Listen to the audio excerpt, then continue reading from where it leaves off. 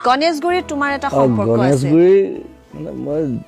গণেশগুৰিত এটা পাগল এটা আছে বহুত পুৰণা মই জিএমচিত কিবা দৰৱ এটা ল'বলৈ গ'লোঁ ৰাতি 2টা বজাত সি মোক কৈছে তই জুবিন পাগলা নহয় মই বোলো হয় ঠাণ্ডা দিন কৈছে মই জানো তই ৰাণা কলিতা ঘৰত থাকা মই বোলো হয় তই ৰাতি ঘূৰি ফুৰা বোলো হয় দিনত শুই থাকা বোলো হয় সব হয় আৰু উপায় নাই